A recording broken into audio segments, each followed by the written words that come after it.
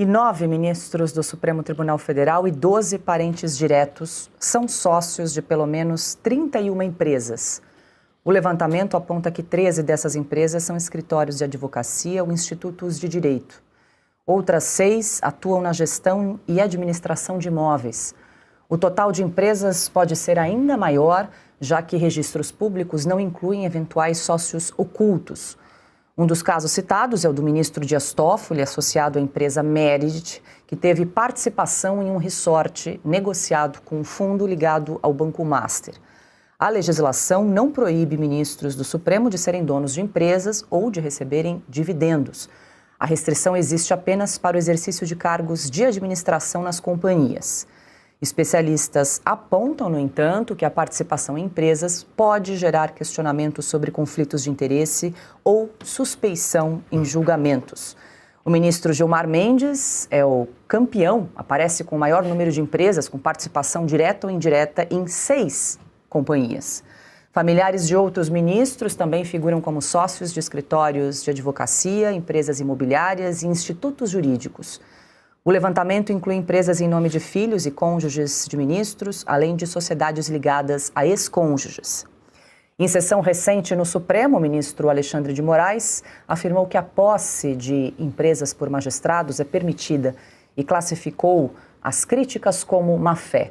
Outros ministros também defenderam a legalidade das participações societárias, Ana. E a gente lembra, claro, que o ministro Dias Toffoli só admitiu ser sócio da Merit depois que todo o escândalo, do Banco Master veio à tona e quando a Polícia Federal, então, investigou, encontrou a troca de mensagens e todos os registros, depois daquele relatório robusto que entregou ao ministro Fachin.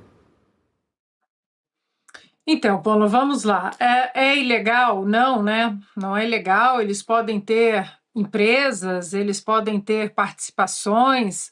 Agora, primeiro é preciso transparência. Aqui nos Estados Unidos existe uma lei de 1978 que obriga os ministros da Suprema Corte, ministros não, que aqui são juízes, os juízes da Suprema Corte americana, a mostrar tudo que eles fizeram, todos os ganhos, conta bancária, palestras, doações que eles receberam ou doações do tempo deles, de palestras em universidades, enfim, tudo é aberto e eles são obrigados a fazer isso. Quem dera, se tivéssemos isso no Brasil.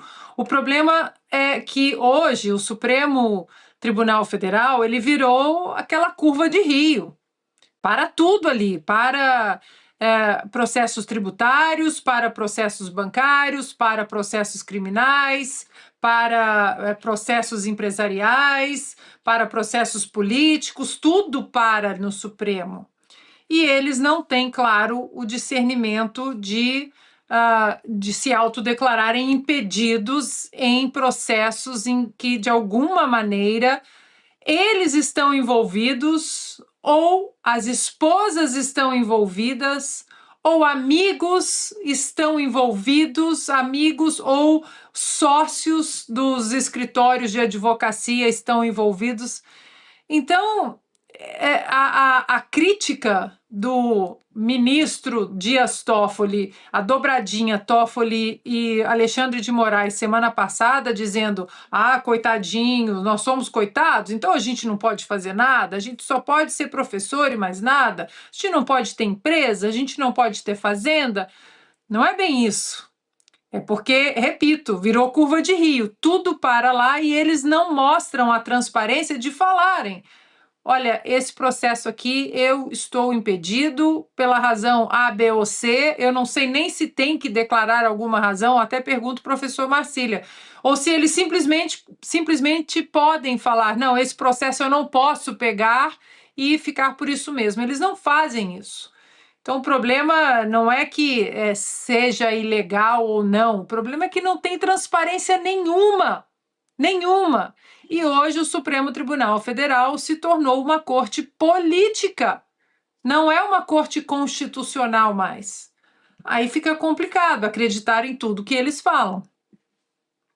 Marcília, rapidamente, só em relação à questão da Ana, sobre a justificativa de um magistrado para não assumir determinado caso. Veja, ele pode ter, por questões que ele alegue de foro íntimo ou qualquer coisa do gênero, ele pode não explicar nesse único caso, né? Então, se ele tem um impedimento objetivo, fulano é meu parente, ou eu sou sócio de alguém, ou essa empresa é minha, ou eu sou dono desse cassino aqui que eu estou julgando, eu sou dono dele, qualquer coisa assim, aí ele teria que objetivamente dizer. Mas se é por uma questão de foro íntimo, sei lá, não gosto da pessoa, algo assim, aí ele não precisaria explicar. Só nessa única questão, nesse único item de questões de foro íntimo é que ele não precisaria dar explicações.